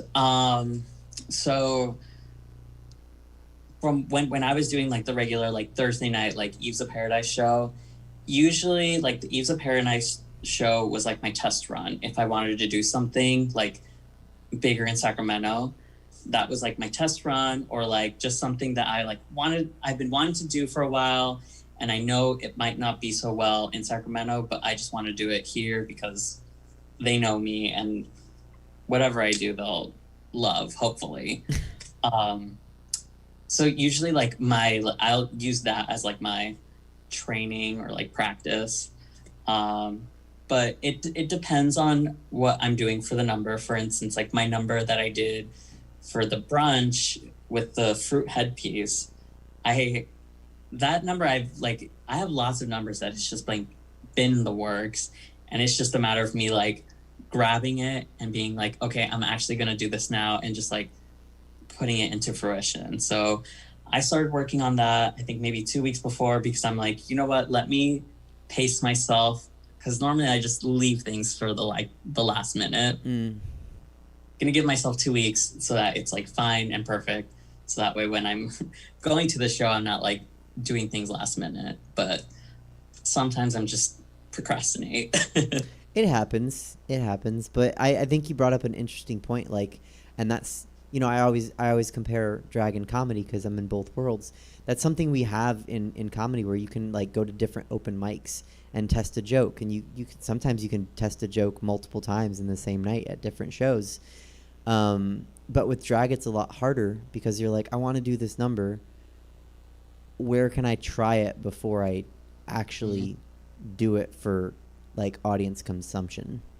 And not only that, you have to know your audience, because the audience from a brunch show is completely different than the audience from a nightclub. Oh, absolutely. I've said before, it's not what I would like to use it for, but after hours when it's happening, I would love to use it as like I have an idea, I want to see what it works like, but that audience isn't really there for that. They're there for a show, so you can't really come at them with half of an idea because they'll just kind of tune you out. So sometimes you just gotta go out there and go with it and just sell it. Yeah. Because as long as you're confident in it, the audience will be confident, I definitely think that that's true. How long does it take you to get ready for a drag show? Just my face or body and everything, or just everything. So usually for a show, I would gather all my things the night before, and I would have them in a suitcase just so that I can just quick grab and get ready.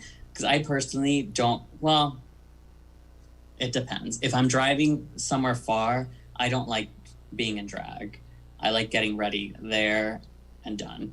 But for like Paradise, I'd get ready at home, and then I would drive over with like my bag. But to get ready, I can get ready in 45 minutes. Wow. From like full really? paint to shoes. That's probably like the fastest. When we had our show here in Stockton, it was like a dinner show. I would do it right after work. So I'd get off work at 5. The show started at 7. Call time was like at 6:30. So I had to like get from work, get ready, and then go to the place and just quickly do it. But I like to give myself 2 hours just to just kind of like, maybe I'm like listening to music, or like I'll go walk around for a bit, because you never know. But if time, or what is it?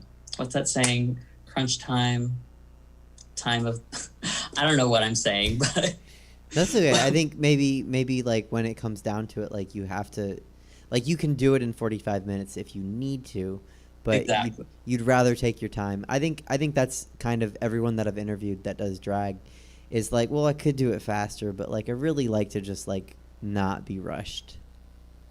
right. Yeah, that makes sense. And I know Helen was excited. Like the first show we had that was a later time, she was like, oh yeah, no, that was nice. There was more time this morning. So it's a real thing, like to, need to get ready. But 45 minutes is impressive. So well done.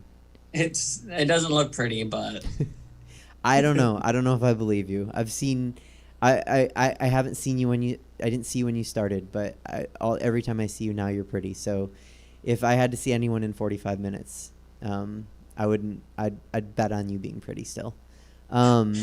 you learn to cut corners here and there once you like are running super fast. Right? Yeah. You're like, oh, I don't need to do that right now. Just throw some on it, it'll hide everything. Throw what?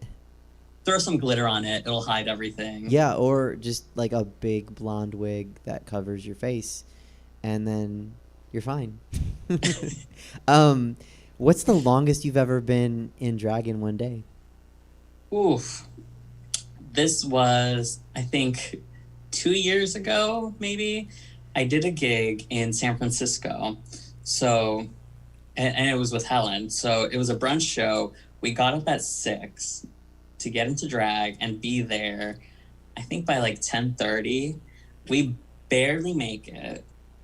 And we do the show. And then that night, or I guess not night, that same day, we drove back to Stockton. I took a nap for like maybe an hour or so. I took my lashes and I just laid on the couch like this. I was exhausted. Woke up, was greasy, had to go to sidetracks and then faces. So I would say I was in drag for 20 hours or so. Oh, wow. Yeah. I need to go back and like write down people's answers. I think Rosalia had an answer kind of like that. Like it was like 20 plus hours. And I'm like, whoa, like that's such a long time and I've been where you were just talking about like sleeping with your arms crossed and just like don't melt. So that's a real thing that I've showered in drag too. Like, oh, really?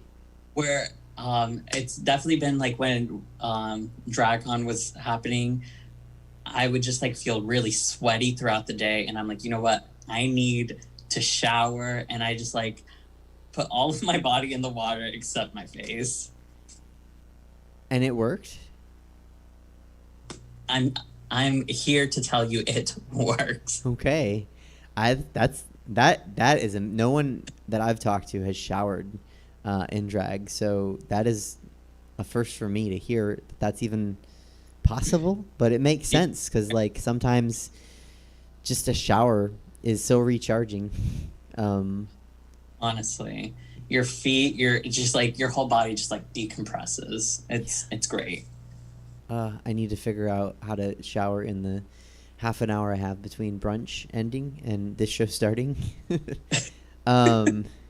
Let's see, what was my next question? You've performed in a lot of different venues and shows. What is the most interesting venue that you've performed in? The most interesting venue. Mm, I think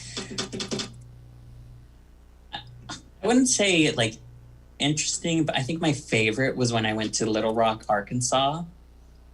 The way that the stage was happening, like you got ready upstairs and then there was like a spiral staircase that you would go down so they could see you like light up the stairs you wanted to. Mm-hmm. You'd go down the stairs and then just walk onto the stage, and honestly, like I felt luxurious doing that, like just being able to like walk down some stairs when you're going to perform and not fall.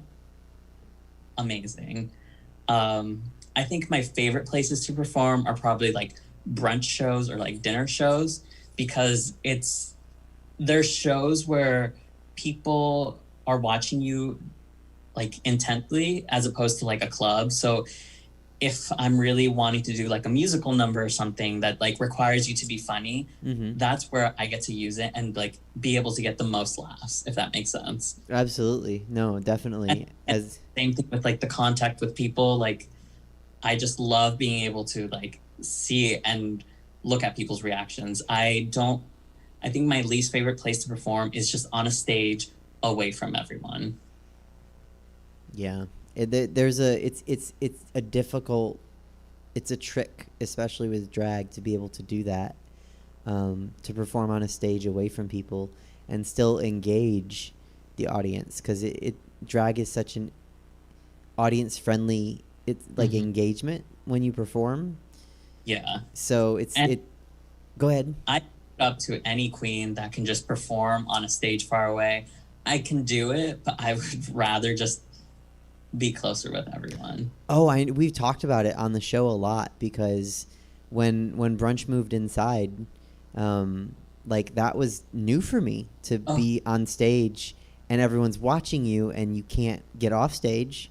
And like I had just gotten used to outside where we were when we started Brunch, and then all of a sudden we're and like Apple, Helen, and Taryn, you know, they've all done like Fridays Are a Drag, and that was basically the stage we were using. Yeah. So it was like, oh crap, how do I do what they're doing, because I've never done it. And that same reason I switched my numbers, because I thought we were going to be inside, and once I found out it was outside, I was like, oop, I'm changing this number because I can actually like walk around. And my original idea, I was just gonna dance my ass off in this outfit. Well, but that would have been amazing too. I know, but you're right. Like you do have to kind of, just like you adapt your numbers for your audience, you have to adapt them for the setting. Because I had come up with all these numbers for outside, and we moved inside, and I was like, oh crap. And then I came up with all these numbers for the stage, and then we moved back outside, and I was like, what were my ideas for outside? I forgot. So this time I'm writing them down for inside, so when we go back inside, it doesn't catch me off guard. Just put it in your notes app on your phone. I would like, yeah, that's what I do. I'd like there to be a spiral staircase. I mean, we kind of had that right now. Coming down, you know, at Brunch, we can go down the back staircase. It's not spiral, but it's like just go downstairs and like that's the performance area. So that is a luxury, I gotta say. I really like that. What's the coolest thing to you about doing? And you might have already answered this. But just in case, what's the coolest thing to you about doing drag? What do you mean to me? Like, what's the coolest aspect in your opinion? I think, at least for me, the coolest aspect is that I can do all of this. You know, growing up, as many of you don't know, I went to school for engineering. So growing up, I was very like mathematical, analytical, didn't know how to draw, didn't know any arts and crafts stuff, and drag really kind of pulled it out of me. I guess this is like my creative side finally coming out. So to me, that's the coolest part of drag. I get to express myself in a way that I wasn't able to express myself before. That's really cool. What's the worst part about it, in your opinion? The worst part,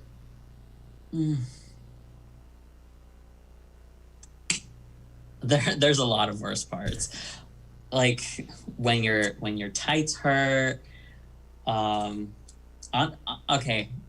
The worst part of getting into drag is putting on the tights, because you put on like 3 or 4 pairs, and I just like hate going down there like, ugh, one leg at a time. Here we go. Especially when you're like corseted and padded. Like, that's the last thing I want to do. If I could just have my drag body shape at all times, drag would be so much more fun and so much easier. I always forget to put on my shoes when I'm wearing a corset. And I wear like the corsets, you know, like on the outside, and I do that a lot though. And I forget like, oh, I'm not going to want to bend over to like buckle into that shoe. And then it's too late. And I'm like, oh, fuck. Like,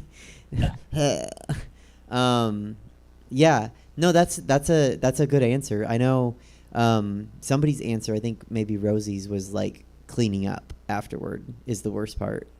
Like, you know, your area can get so messy, like your bathroom or wherever you're getting ready.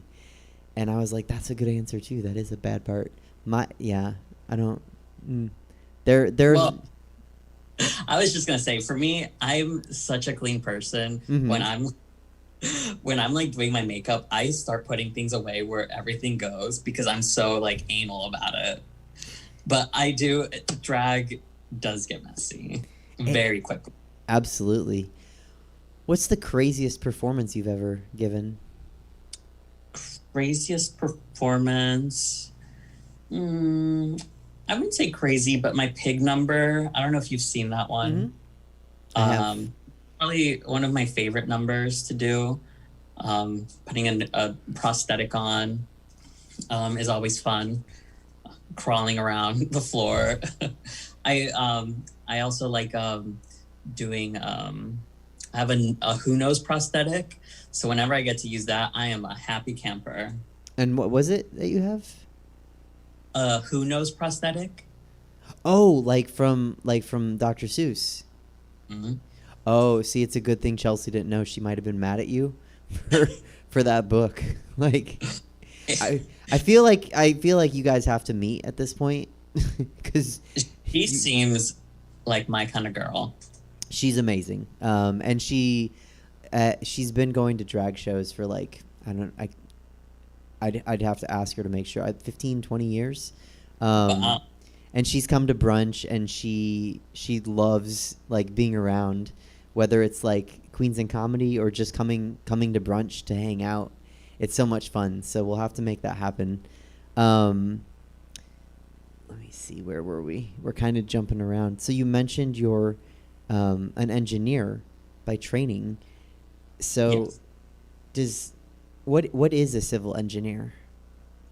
So I actually double majored in civil and architectural engineering.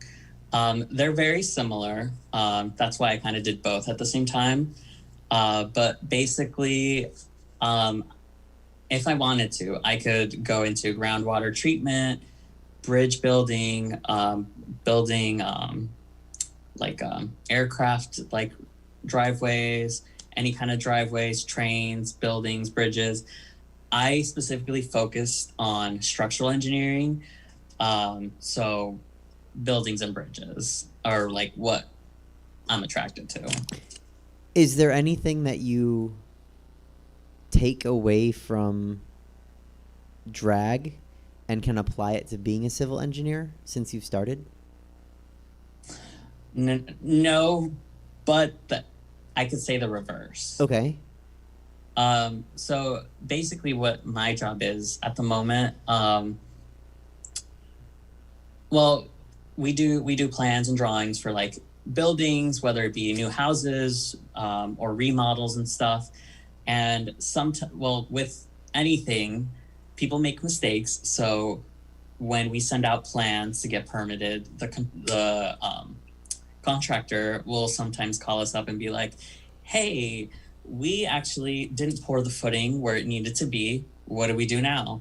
So then it's my job to figure out what they can do to fix the problem. Or like, they're like, oh, we actually ordered this size member when you actually called for this. So then I'm like, okay, well, maybe that works. I'll like calculate it and be like, okay, this works, or it doesn't work, and then I have to figure out a way that they can make it work. So with drag, I feel like you can excuse me, I'm about to sneeze. Bless you. Thank you. Absolutely. Also, with- sneezing in drag is not fun, so. No, it's not. Especially me. I sneeze more than once, as you just witnessed. So it's a lot. Anyways, with drag, I feel like you can implement the whole like trying to figure it out, and especially me with like working on like hair. I need to figure out a way sometimes where I don't have to, like, I can't like show the wefting, you know? So I have to lay the hair a certain way that it will make it look like it's hair, you know, and not a wig. Mm-hmm. Or like an outfit. And so you take that from engineering and apply that to drag. Mm-hmm. I wonder what the first thing is going to be, if it's ever going to happen, where you're going to take something from drag and apply it to engineering. You'll have to tell me if that ever happens. I will let you know when that happens. Yeah, that would be. It might, like, you never know where inspiration will come from, so it's possible. That is all of my questions. Is there anything you wanted to talk about that I wasn't smart enough to ask? I don't think so. I mean, I'm an open book, so if anybody does want to ask me anything, you can hit my DMs and I will do my best to reply. Yeah, definitely. People watching should definitely follow you, and see you when you're in a show. Are you doing anything virtually at all, or not really? As of right now, I don't have anything virtual planned. Yeah, I mean, it's not the same. You know, it's nice. It's great. It exists.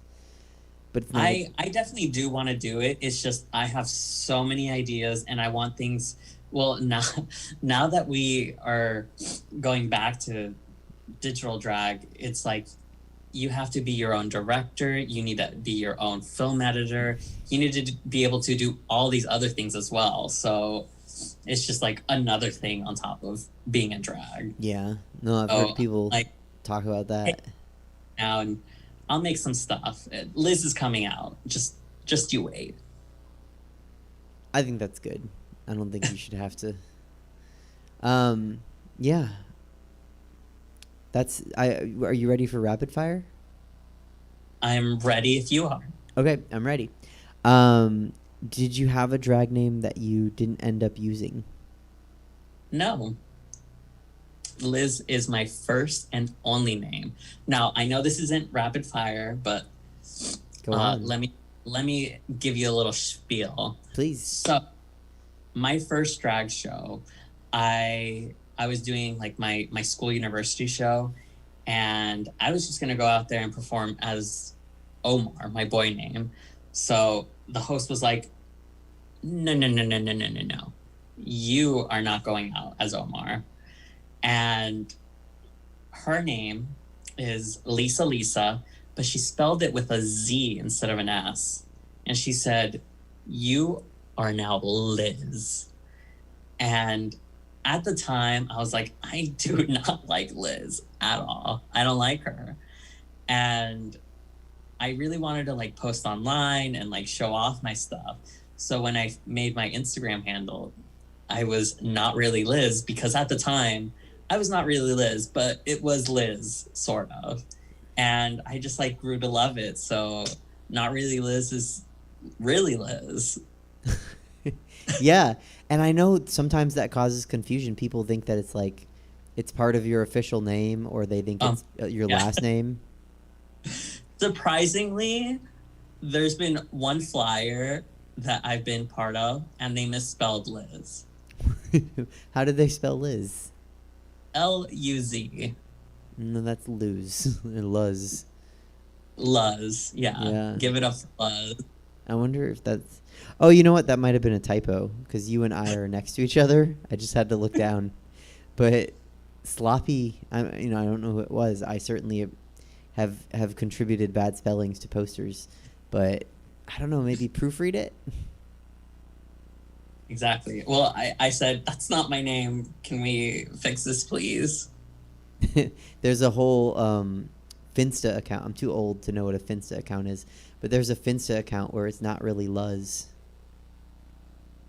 Who's that? Oh, I don't know. I'm saying you should start it. Oh, I see what you're doing. Okay. Do you have a favorite wig color? I guess, let me ask both ways. Do you have a favorite wig color for yourself? And do you have a favorite wig color to work on for someone else? I used to be exclusively a 613 girl. For those who don't know, 613 in the wig world is blonde, or what Suzette has. It's just like platinum blonde hair. I was always just wearing blonde hair all the time. Now, I honestly love wearing darker hair on myself. I don't know. I do love a blonde moment, but the darker hair just kind of took over. As far as everyone else, not really. It just, if it fits their character, like to you, like for me, looking at you, I've always known you as blonde. So when I see you in a different hair color, it's weird, but I'm also like, okay, I like that.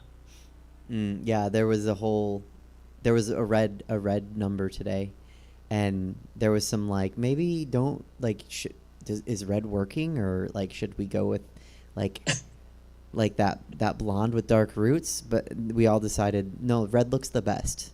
So I was glad it came along with me. But yeah, I think you're right. Like some people get stuck. I don't mean stuck, but like it's very a branded kind of thing. Yeah, certainly people know me as a blonde, so that's usually how people see me. Do you name your wigs? I used to, actually. I used to name them according to like people or other drag queens that I'm like, it's similar to, you know? So I'm trying to think. Like there was a wig that I used to call, and her name was Melissa. And that was the Melissa wig. Now it's something different, but not Melissa, but still. I used to name them like that. But now it's just like, I know specifically what I'm looking for. So I'm like, I'm looking for that red wig, that's short, and the bangs are kind of weird. That sounds like a Helen. It's honestly because I'm looking at her wig right now in front of me. Okay, good. I was like, that really does sound like a Helen. I was being funny, but also, I mean, if someone was like, oh, kind of wavy, kind of knotted, they'd be like, oh, Suzette. I keep getting lost because I just enjoy talking to you. When you put on a bra, do you clasp it in front and spin it around, or do you clasp it in back? Clasp it in front. So many people. I think Chelsea might be the only person that doesn't, that I've ever interviewed. Like everybody else does in front and then spin. I've definitely done the back, but honestly, it's too much of a hassle, especially like in drag, and if you're changing and you have nails, like it's just boop boop. It's easier. And like arms don't bend. My arms don't bend that way. I don't know who's do naturally, but like, how high is too high for high heels?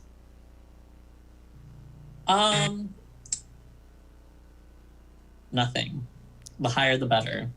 Okay. But I will say, personally, I do not like a platform. Like I don't have any shoes around me right now, but I personally like just like a stiletto, just like the shoe and then the heel just like being like super high like this. Yeah, you want contact with the ground. Yeah, you like usually my heels are about like 5 inches, 4 to 5 inches. I have a pair of heels that are 8 inches. I've definitely fallen in them. I will say they're too high, but honestly they're not. It's just I need more practice in walking in them. Yeah.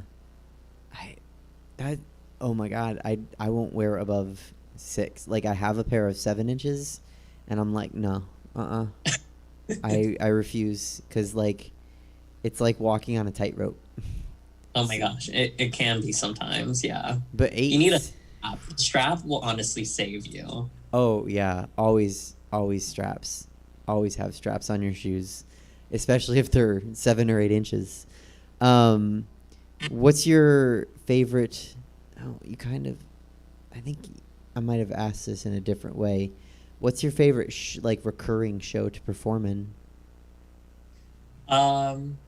I guess the Sidetracks Showcase. That was one of my favorite shows. Because even though it was a Sunday, it was always like packed, I feel like, and like it was, I don't know, it was nice. But again, I do love a dinner show, a brunch show, just like being able to interact with everyone. Sure, of course. No, the Sunday Showcase is really fun. I've gotten to do it a couple times, and I'm like, I hope I can do it some more if we ever go back to normal. Yes. Because it again, like it's a different crowd, it's a different energy. You have to do a performance for them specifically, is what I've learned. Or at least it helps me. Maybe other people can do something they've done somewhere else, but what's your favorite venue to perform in? Club-wise, I would say probably Sidetracks. And then restaurant-wise, I do like performing at Capitol Garage or the dinner show here that we had in Stockton at Warlow's. That's cool. What did you like about them? Well, the dinner shows, obviously, like being able to interact with everyone in the crowd. And the Sidetracks one, I liked it because everyone was so close. Again, closeness, even though now like we can't so much, but I just love people. Yeah, no, proximity is great when you're performing. Like I like having a comedy audience close, and that's just comedy. That's not even to say that, like, I love having a drag audience really close. Let's see, where were we? What's your favorite song to perform to? Ooh, I don't know.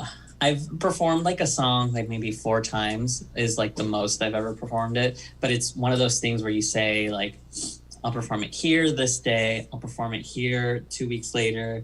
I'll perform it there like a year later. I don't know. It depends on my mood, I guess. Sometimes like I do love a good mix. I love like a funny mix, something that will engage the crowd, but I also love something like sultry and slow. I don't know.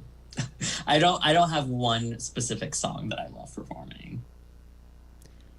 Yeah, I think it's good to have like it's good for me to have start to build a repertoire, but I don't know if I'd say I have a favorite, so fair answer.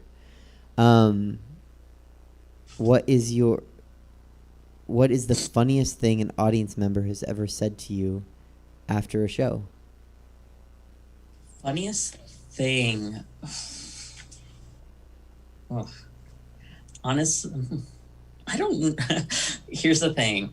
When I finish a show, I get completely out of drag and just go home or just enjoy myself. I don't usually really interact with the crowd unless it's like at a dinner show. Then everyone's like, thank you. Like, I've definitely gotten hit on by like chasers, but that's just like a whole other story. And like, you got to deal with them like differently because they're just like all over you. So I won't ask you to tell any stories, but could you define for the audience what a chaser is? Because we have not had anyone talk about chasers on the show. So a chaser usually is a male. It can be a female. Someone who comes to the shows and just like wants to kind of chase the girls for like sexual pleasure afterwards, I guess. Some girls are into it, I guess. I wouldn't say into it, but are more comfortable of doing favors in drag. Me myself, however, do not do that. And I think it's weird because Liz is very like sensual and sexual, I feel like, on stage. But when that energy comes to me from a person as like trying to get with Liz, it turns me off, and I'm like, I don't get that near me. It's a performance. It's not a lifestyle. Right. Yeah, that makes sense. Do you have a favorite LGBTQ activist?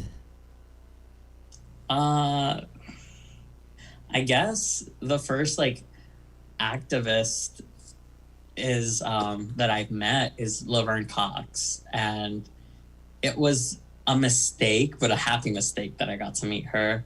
I don't want to seem ignorant, but I'm not like very like knowledgeable of current activists. I do know that there's things that people should be watching, like to get more educated. For instance, Veneno on HBO, which features a trans woman and her journey.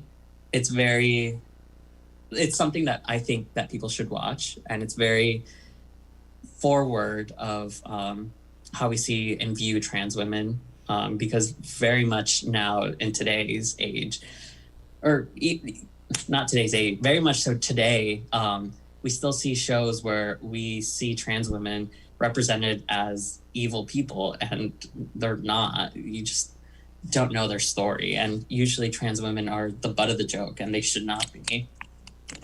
Yeah. So, I know that's not the perfect answer, but that's sort of my answer, I guess. That's okay. Any answer is perfect. They're your answers. What's your favorite item on the gay agenda? The gay agenda? Uh-huh. I'm not gay. Just kidding. I don't know. You stumped me with this one. Sometimes people say like glitter or brunch. Brunch is cute, I guess. Drag. Okay. Drag is my favorite thing about the gay agenda. Right on. I think that's fun. That's a good answer. Which do you think the COVID-19 pandemic has affected more, the straight dating scene or the gay dating scene? I think the straight dating scene. Yeah. I feel like homosexuals cannot keep it in their pants, and very much so during the day are very much like, get away from me, but at night, doors are closed, Grindr is on, and people are out and about. Yeah, that everyone agrees with that one. That's answered the question. What's your favorite position to imagine straight people having sex in? I guess the one where it's like the person's like laying down like on the edge of like a couch, like, okay, here's the couch, mm-hmm. and their legs are like up like this, and then like up here and like going like this. I guess that. That's a fun one. Like the helicopter where it's like the person's like laying down and then the person on top is like twirling around. I was gonna say I want to see that. I don't know if I want to see it. I just want to know how that's even possible. A lot of upper body strength, I feel you gotta have. Like, I don't know. That sounds like a workout. Yeah, not me. What was that?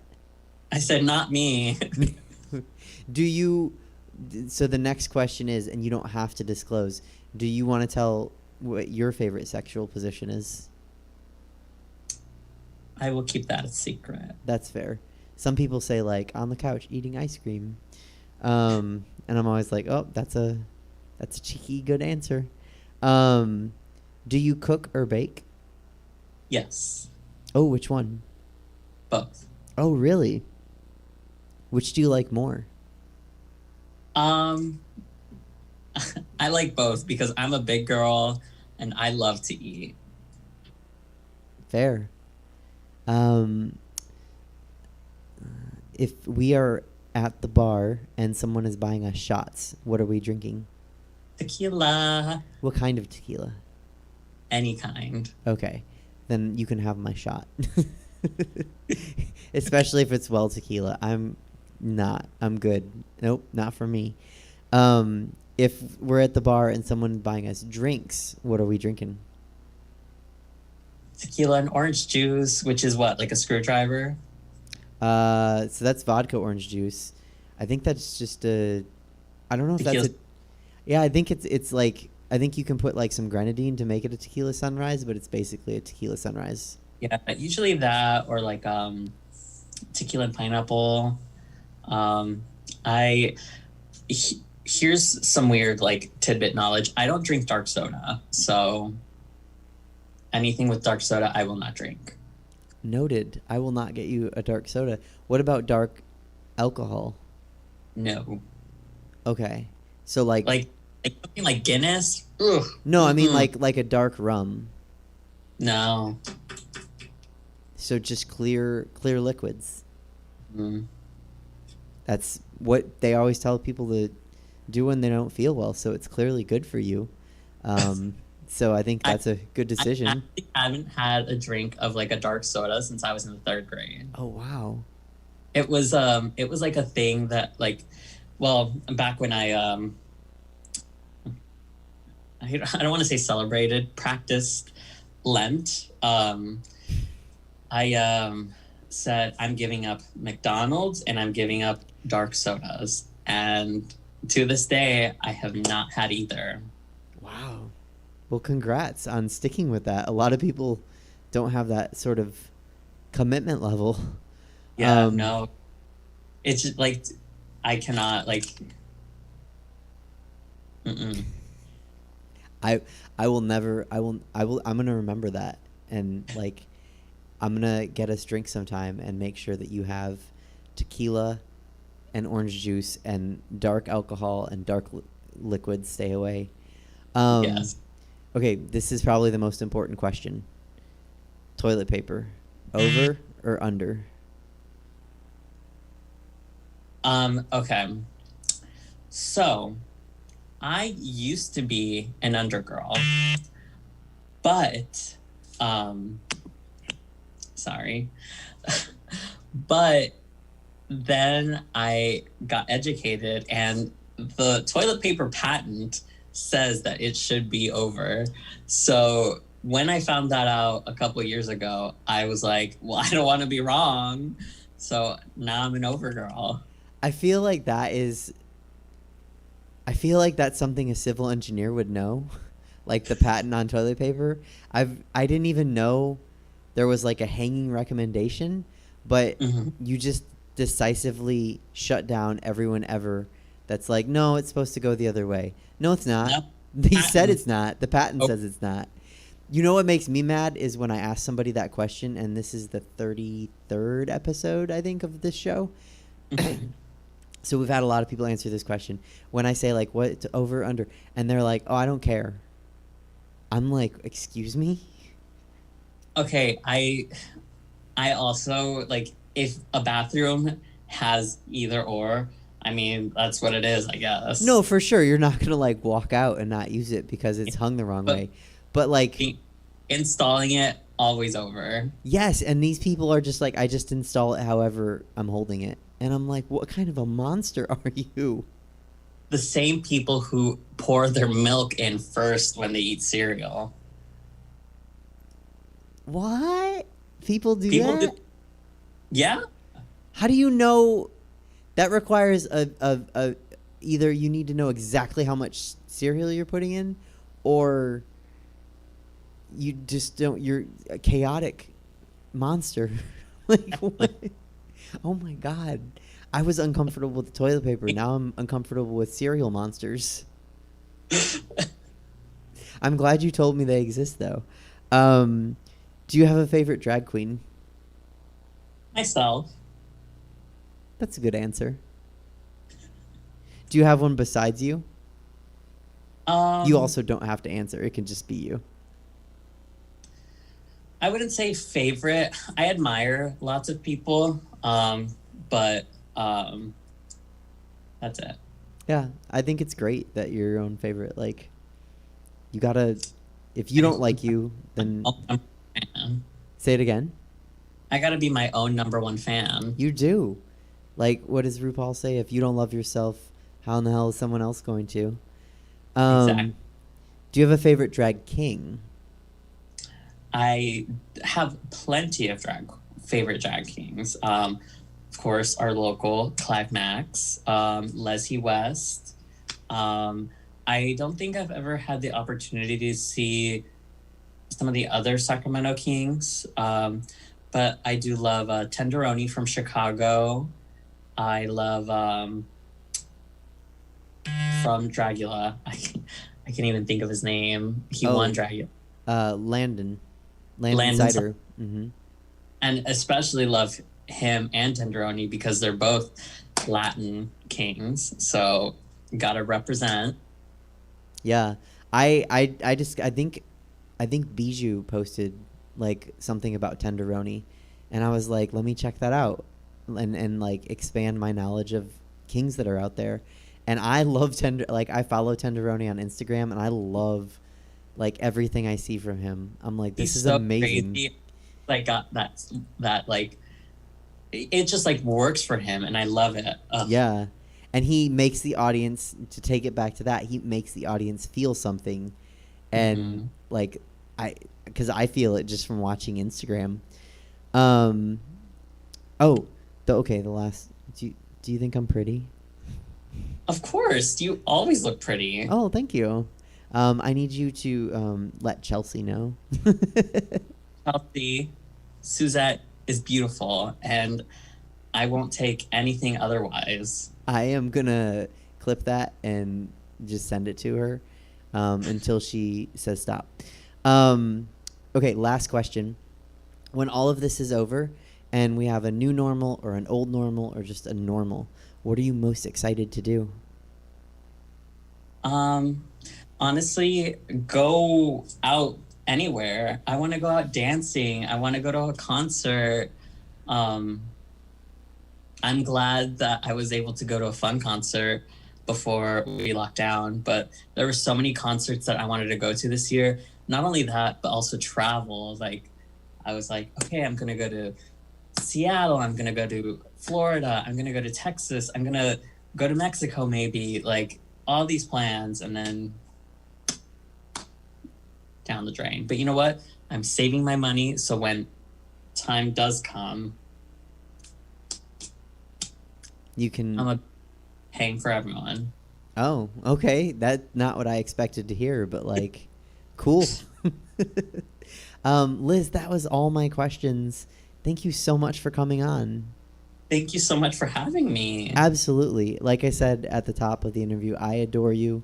You're easily one of my favorite people that I've met doing drag. And I'm so glad that you could come on the show. I'm so glad you were at brunch 2 weeks ago.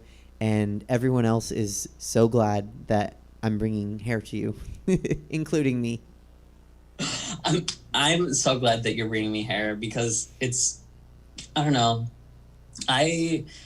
not that you need it or anything, but I just love being able to help anyone, with any kind of drag, you know. Mm-hmm. I think it's so fulfilling to see other people be happy in something that I make them or help them make, you know. Yeah, so absolutely. Providing that as well. Well, thank you. All right, everyone should follow you. Your information is below you on the screen. Your Venmo's there. Like me and Dave said, we kind of have an audience that doesn't tip much, but hopefully they do today. What's that? You don't have to tip me. They don't have to, but like, you know, you haven't been able to perform in 9 months. So if they want to, they could. You know, I don't know. We'll see. People watch the show, so that's good enough for me. I'm just glad to like still be able to perform or in some capacity, even if it's just interviewing friends. So Well, if you ever need me to come back on, I will gladly come back. You have an open invitation. Anytime you want to, you can give wig tips, or you can just come on and visit. Whatever you want to do. Perfect. All right, great. I will talk to you later. And thanks again. Thank you so much. All right, love you. Watching, everyone. Okay, everybody, that was Liz. Her information was below her on the screen, so you can send some coin. You can follow. And once again, for the last time today, Stab's information is above me. No David Shapiro today, which is fine because he bores me. But next week, on December 13th at 5:03 p.m., we have Cheryl Anderson. So don't miss Cheryl. It's going to be a great interview, and we'll see you next week. Thanks to Liz and Mean Dave, Chelsea, Clifton, and to Jesse and Stab.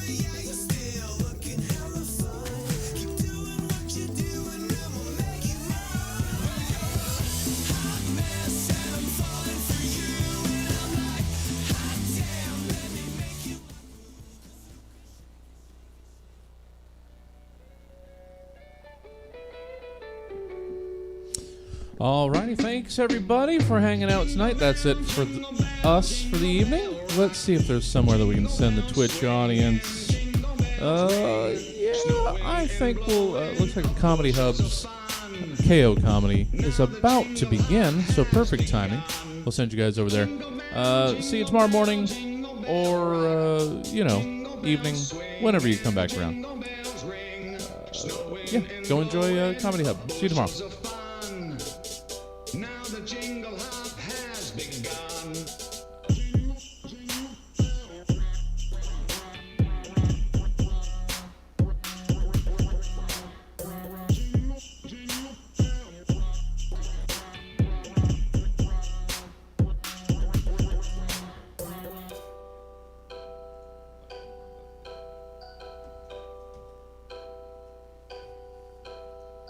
Jingle bell, jingle bell.